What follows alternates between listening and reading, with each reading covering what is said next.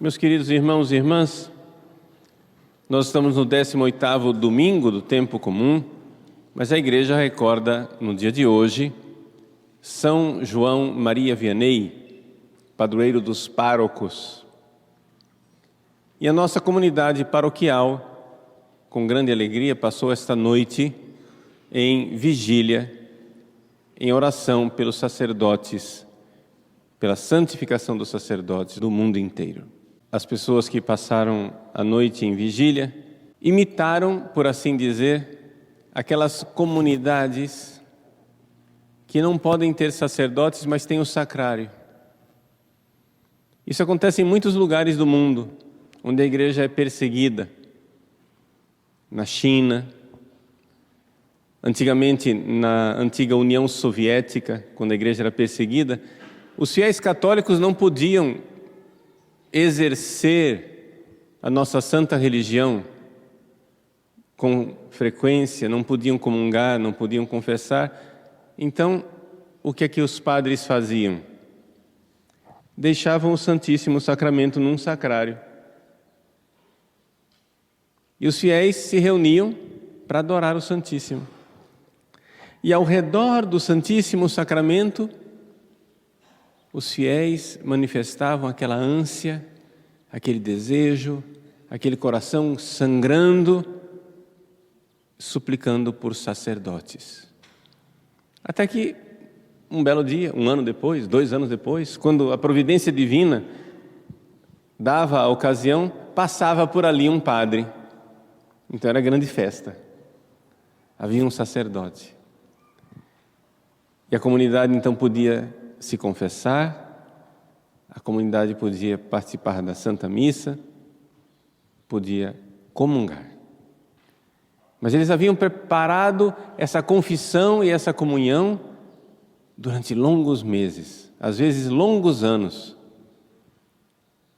E dessas comunidades perseguidas, é impressionante, essas comunidades que menos têm padres, mas que têm o anseio, o desejo de sacerdotes santos, dessas comunidades é que surgem mais numerosas vocações. Porque se nós sabemos o quanto a igreja fica ferida, incompleta, dilacerada, sem a presença de um sacerdote, nós queremos sacerdotes. Meus irmãos, eu não posso dizer com palavras humanas, porque não há palavras humanas que digam a tristeza, a indignação, a miséria e a desgraça que é o protestantismo. O protestantismo jogou fora o sacerdócio católico. Martinho Lutero, um padre católico, jogou fora o sacerdócio que ele tinha. E dedicou o resto da sua vida ao ódio contra a missa e contra o sacerdócio. Os escritos de Lutero contra a Santa Missa e contra o sacerdócio são coisas realmente de cortar o coração de tristeza. Como é que um homem que, tendo o dom do sacerdócio, perdeu a fé daquela maneira? O que é o protestantismo? O que são as igrejas que se chamam hoje em dia evangélicas? São um cristianismo que jogou fora o sacerdócio. Eles jogaram fora o sacerdócio. Jesus, quando esteve neste mundo, caminhando conosco, comendo, cansando, dormindo, rezando, fazendo tudo o que nós fazíamos, exceto o pecado, mas fazendo as coisas de uma forma divina, porque de fato Ele é Deus que se fez homem. Jesus, neste mundo aqui, Ele falou às multidões. Mas aí, Jesus, ao falar às multidões, provocou no coração de alguns um milagre. Esse milagre chama-se fé. A fé salvadora. Somos justificados pela fé. Somos salvos pela fé. Que beleza! E o que é a fé? A fé não é um sentimento. A fé é uma intervenção da graça no coração da pessoa, onde lá, na sua vontade, a graça de Deus diz para a sua inteligência: creia, é Ele quem está dizendo. Creia! Se Jesus está dizendo, olhando para um pedaço de pão, e Jesus está dizendo: isto é meu corpo, não creia no que você está vendo, creia no que Ele está dizendo, porque é Ele quem está dizendo, e Ele não se engana, e Ele não engana ninguém. Jesus pregou para a multidão, mas nem todos da multidão creram. Os que creram foram chamados de discípulos. E aqui acontece a primeira divisão da humanidade. Nesse mundo que nós vivemos, existem 7 bilhões de pessoas pisando nesse planeta. Destes 7 bilhões de pessoas, somente 1 bilhão pertence à Santa Igreja Católica. Daqui a pouco nós vamos ver como é que pertencem, né?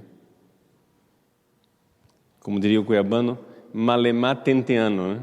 Ou seja, pertencem com grande luta e dificuldade. Entre os discípulos, porém, vejam só, tem a multidão, 7 bilhões. Dessa multidão, alguns são discípulos, 1 bilhão, separou bastante gente. Deste 1 bilhão de pessoas, porém, Jesus escolheu 12 apóstolos, entenderam?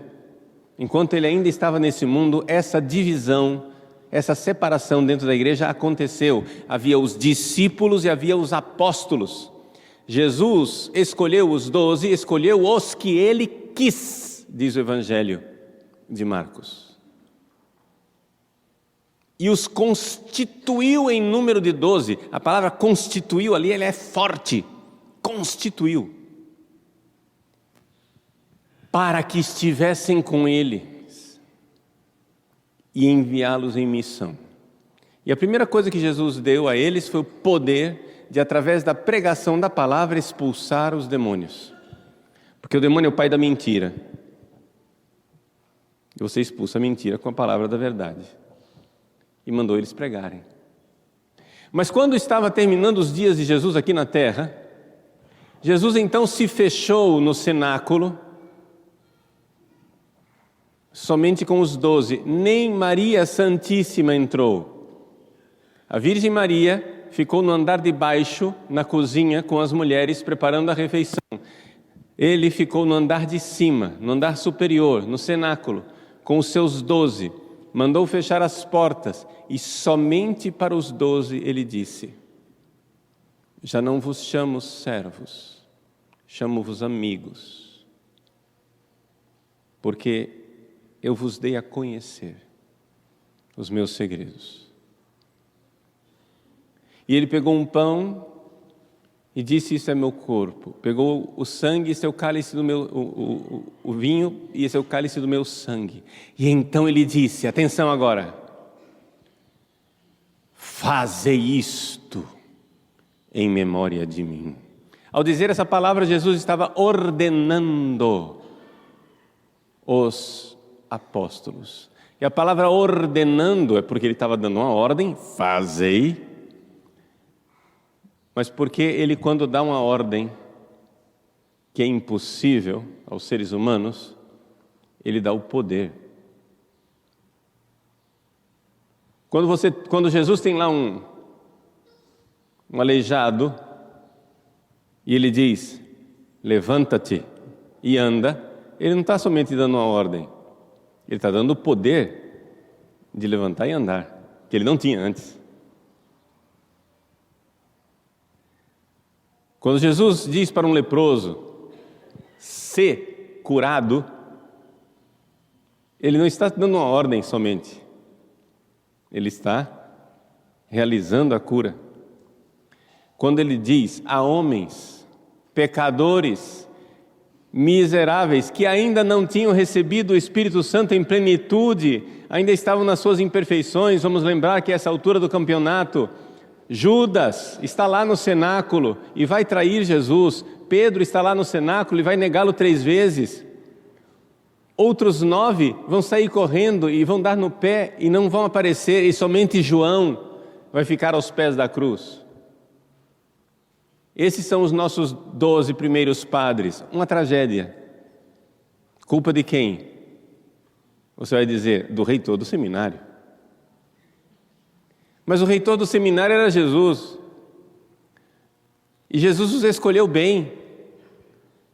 Jesus, não podemos dizer que Jesus não foi o melhor professor, o melhor mestre. Não dá para Jesus chegar e dizer assim, gente, paciência, eu fiz o que pude. Mas, né? Como eu não estudei pedagogia na UFMT, eu não sei ensinar os apóstolos. Não é isso, né, gente? Nós estamos falando de nosso Senhor e nosso Mestre, nosso pastor e guia, Deus encarnado, a sabedoria encarnada. É evidente que Jesus ensinou bem os apóstolos, mas a essa altura do campeonato os apóstolos ainda não tinham recebido o Espírito Santo. E por isso não sabiam profundamente. Mas mesmo assim, na última ceia, Jesus pegou aqueles homens miseráveis, ainda tão imperfeitos, que não tinham alcançado a santidade no seu grau máximo da 7ª morada. Jesus pegou aqueles homens imperfeitos e os ordenou. Fazei. E ao dizer fazei, ele deu poder a que fizessem. E começou a acontecer aqui na terra um fenômeno que é digno de nossa admiração, porque é um mistério perfeitíssimo escondido em Deus durante todos os séculos. Existem homens aqui na terra marcados com o selo de Deus que podem fazer. Podem pegar o pão e dizer isto é meu corpo. Podem pegar o vinho e dizer isto é o cálice do meu sangue. O sacerdócio católico é uma das realidades mais sublimes que existe na face da terra. Todo coração católico, ao ouvir falar do sacerdócio, deveria sentir o seu coração aumentar de tamanho. A grandeza de Deus, que teve piedade de nós. Em cada missa, então, nós, que nada podemos oferecer a Deus, na missa podemos oferecer. Eis aqui a raiva de Lutero. O que é a Eucaristia para os protestantes? A Eucaristia para os protestantes é uma coisa que Deus nos dá. Quando você vai lá na igreja protestante e celebra a ceia do Senhor, com suco de uva e pãozinho distribuído, primeira coisa, aquilo ali não é o corpo de Jesus de verdade. Porque Lutero inventou uma maluquice que nunca se ouviu falar, da ubiquidade do corpo de Cristo. Ou seja, que o corpo de Cristo está em todos os lugares. Depois que Jesus ressuscitou, o corpo de Cristo está em todos os lugares. Então, quando a gente pega o pão e pega o vinho, a gente só toma consciência de que junto com a substância de pão e de vinho, que ainda está lá, ainda é pão, ainda é vinho, o corpo de Cristo está lá, mas está lá como ele está naquela vela, naquela flor, naquele lustre, nesse banco. A gente só toma consciência. É uma tomada de consciência. A única coisa que o protestante faz é isso, toma consciência na fé. É a única coisa que eles têm. É um autoconvencimento. Eles não têm uma graça real operante no ser das coisas. Gente, o corpo de Cristo não está nesse banco onde você está sentado. O corpo, a alma de Cristo, a humanidade de Cristo não está aí. o corpo e a alma de nosso Senhor Jesus Cristo, ser humano, está no céu, para onde ele subiu, e nós não sabemos onde é céu, mas tem algum lugar, porque corpos exigem lugar. Existe algum lugar onde está o corpo de Cristo. E porque Jesus deu este poder aos seus sacerdotes, o corpo de Cristo está presente nos sacrários aqui na terra.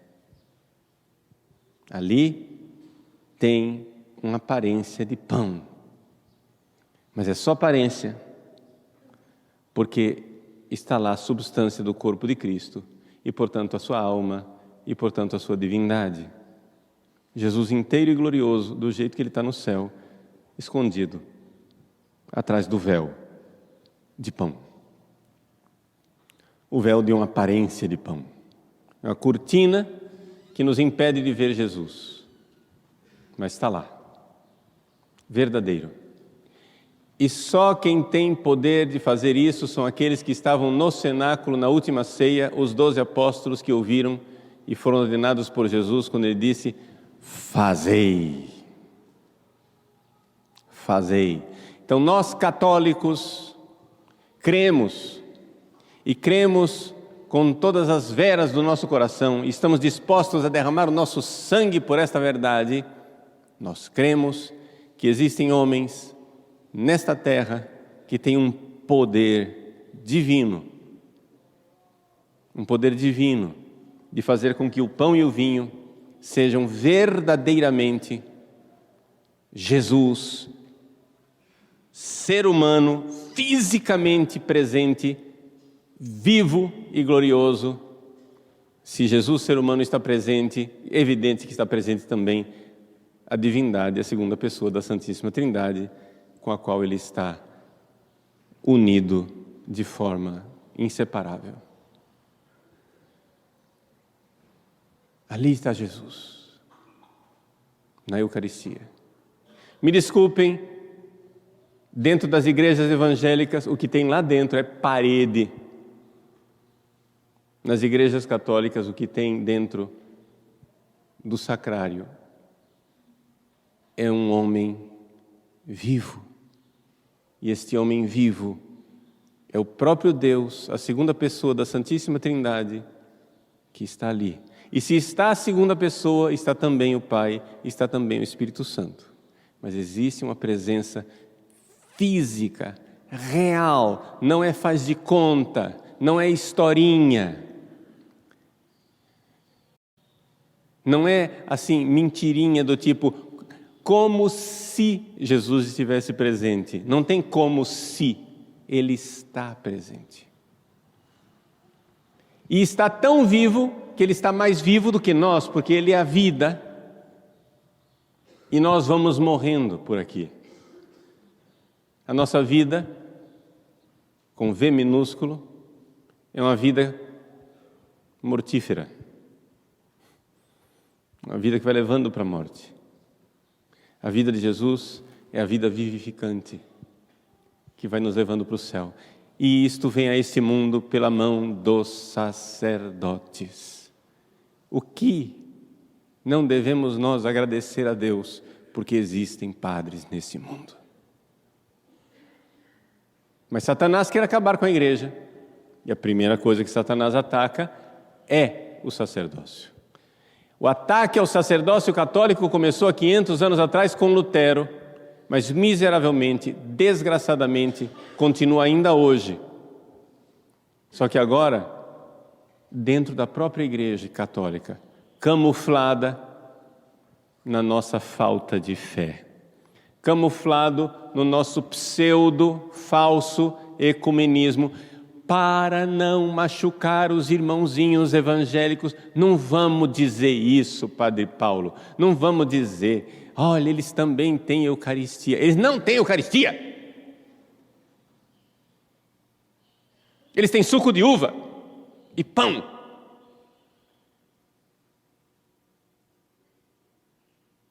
Jesus, fisicamente, humanamente, fisicamente ressuscitado, não está nas igrejas evangélicas. Eles não comungam Jesus. Se eles acreditassem que era Jesus, depois do culto deles, não estava lá um saco de pão e um monte de copo plástico com suco de uva pronto para ser jogado no lixo. É o sinal mais claro de que nem eles acreditam no que eles estão fazendo. Não é Jesus, porque se fosse Jesus, eles estariam com todo cuidado, como nós temos todo cuidado de purificar o cálice, de não jogar a mínima partícula fora, porque nosso Senhor, ressuscitado, que está tanto na hóstia inteira como no fragmento. Não, terminou? Sobrou pão, vai para o lixo. Sobrou suco de uva, vai para o lixo. Eles não creem.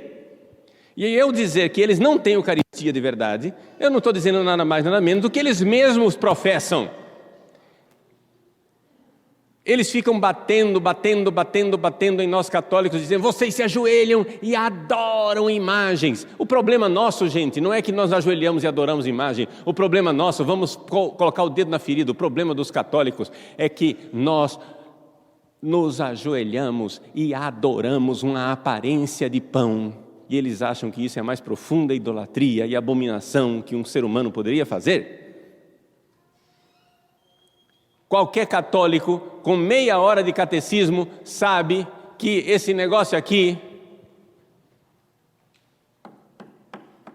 não é Nossa Senhora. É um símbolo afetivo, abençoado, sagrado, mas para nos lembrar o protótipo que está no céu.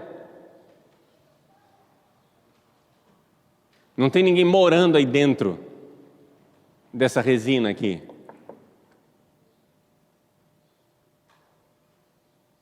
Não existe uma presença física de Nossa Senhora numa imagem de Nossa Senhora. Está entendendo?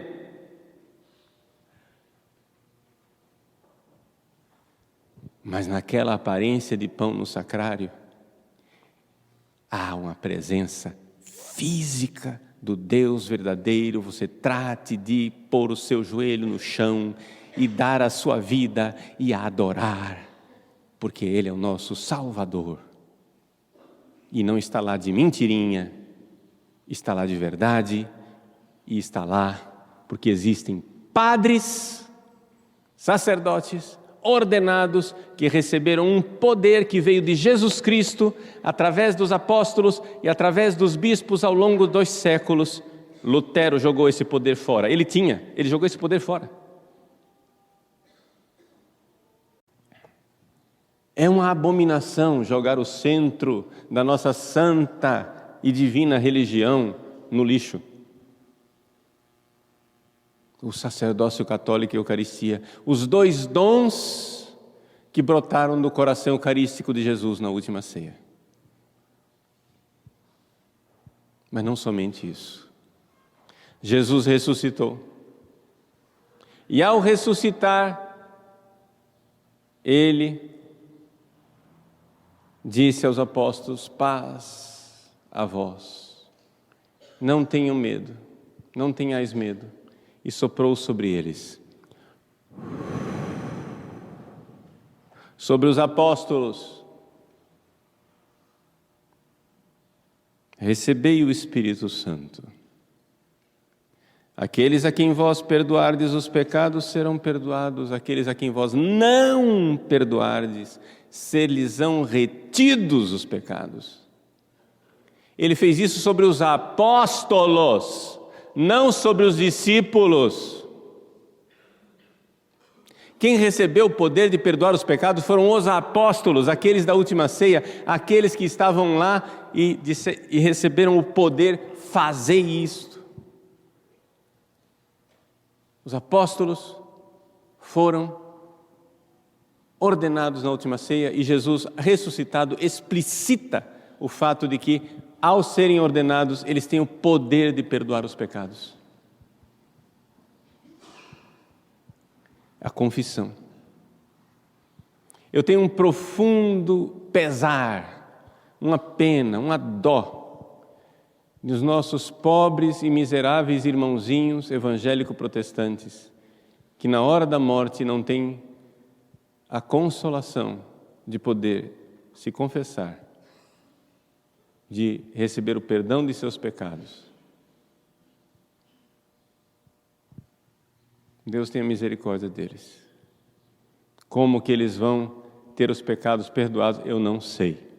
Nosso Senhor foi bem explícito: aqueles a quem perdoardes serão perdoados, aqueles a quem não perdoardes não serão perdoados. Como que eles escapam dessa, eu não sei. E não é um problema intelectual, é um problema existencial. Eu não estou aqui fazendo debate com o protestante, eu estou lamentando uma desgraça. Você passar a vida inteira amando Jesus e terminar no inferno. Por quê? Porque eles cometem pecados mortais. Nós também cometemos pecados mortais miseravelmente, desgraçadamente, infelizmente. Como eles vão receber o perdão? Rezemos, rezemos, rezemos, meus irmãos. Pode ser que Deus faça um milagre para alguns. Não os faz para todos, infelizmente. Mas para alguns, Deus dá milagrosamente a graça de uma contrição perfeita na hora da morte que tudo perdoa. Mas é um milagre lá que só Deus pode. Nós não podemos contar com ele. Meus irmãos, então daí vocês entendem que se o diabo, se Satanás quiser acabar com a Igreja Católica, é muito fácil. Ele só precisa de uma coisa: atacar os padres.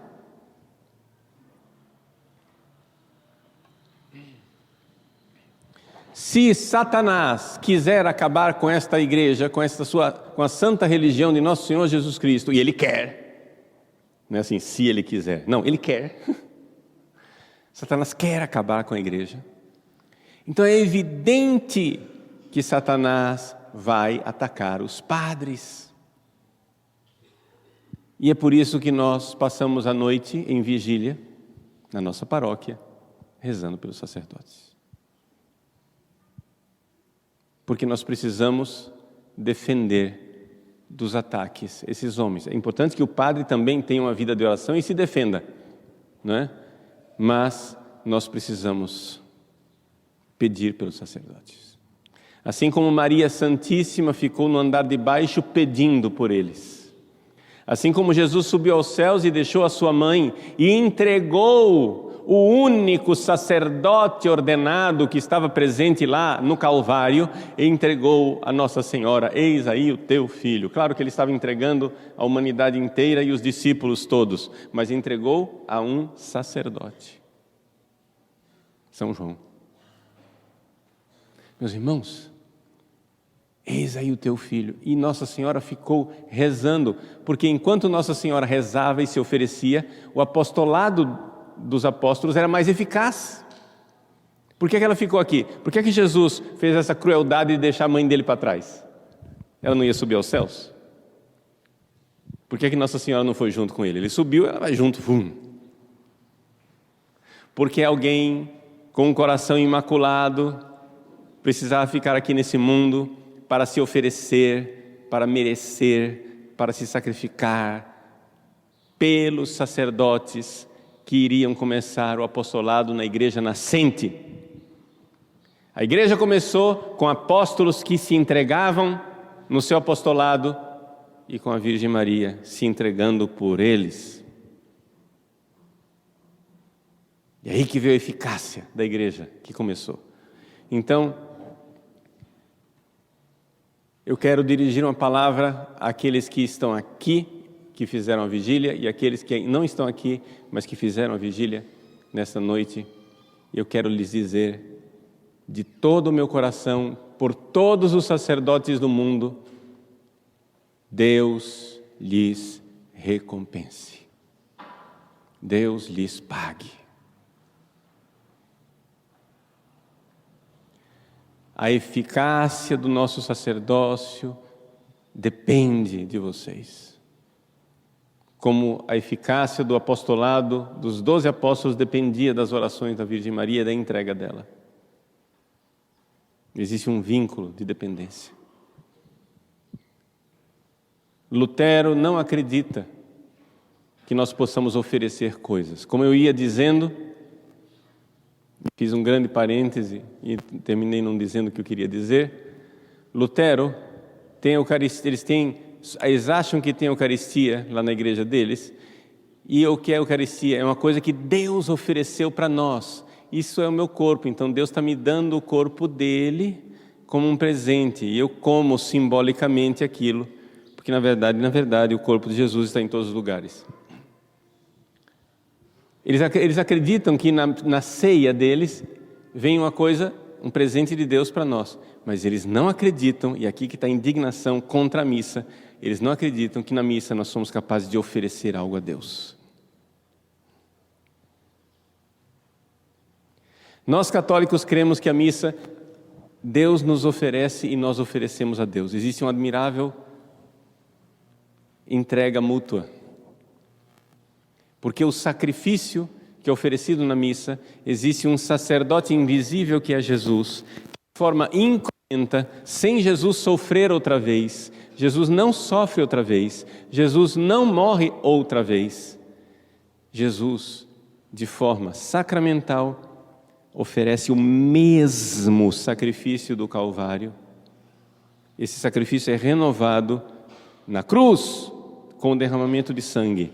Aqui no altar, nas formas sacramentais do pão e do vinho. Existe um sacerdote invisível, aquele amor infinito do Calvário está aqui. Esse amor infinito do Calvário é amor de Deus por nós, mas também é amor de um ser humano, Jesus, por Deus, e Jesus oferece.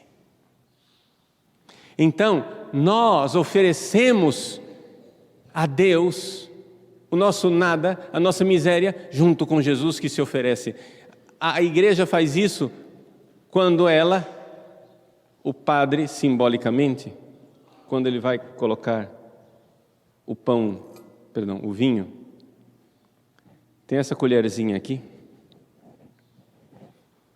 A colherzinha não é obrigatória, tem algumas igrejas que tem, outras igrejas não tem essa colherzinha. O que é importante é que o padre, com colherzinha ou sem colherzinha, pega o cálice com vinho e coloca uma gotinha de água. Essa gotinha de água é o nosso sacrifício, unido ao sacrifício de Cristo. Qualquer católico sabe que se eu pegar um copo d'água, eu, padre, que tenho o poder de celebrar a Eucaristia, se eu pegar um copo d'água e disser, isto é meu sangue, isso é o cálice do meu sangue, o que é que vira isso? Água. Tem valor nenhum. Era água e continua sendo água. Mas se eu pegar do copo d'água uma gotinha de água que é incapaz de se transformar no corpo de Cristo, no sangue de Cristo, e colocar no cálice, aquela pequena gota vira vinho e se torna capaz de oferecer. Esse é o processo da santidade. Nós, incapazes de oferecer algo a Deus, unidos a Jesus, a nossa água miserável, o nosso amor miserável é transformado em vinho. E aí podemos dizer, isto é o cálice do meu sangue. E aquela gotinha d'água indigna, incapaz de se transformar no sangue de Cristo, vai se transformar no sangue de Cristo junto com o resto do vinho, porque ela se tornou vinho. O sacrifício de Cristo oferecido a Deus sobe aos céus com a água da nossa incapacidade de amar, com as nossas misérias. O que você é capaz de oferecer a Deus? O que oferecerei? Quid retribuam Domino, pro omnibus que retribuit mi, o que eu darei ao Senhor por tudo aquilo que Ele me deu? Oferecerei o cálice da salvação, invocando o santo nome do Senhor. Vamos nos unir nesse cálice com sacerdotes do mundo inteiro. Nós estamos nesta gotinha de água e o Cristo nos salvará pelo santo sacrifício do Calvário renovado na missa. Enquanto houver padres que verdadeiramente oferecem o santo sacrifício da missa, a misericórdia de Deus irá aplacar a ira e o castigo que nós bem merecemos. Se nós oferecermos bem a Santa Missa, ela é um sacrifício que aplaca a ira de Deus. Esse mundo mereceria ser destruído pelo castigo divino. E a Santa Missa, salvadora, é o Cristo que diz ao Pai: Pai, eles não sabem o que fazem. E mais uma vez, mais uma chance é dada à humanidade para que ela se converta.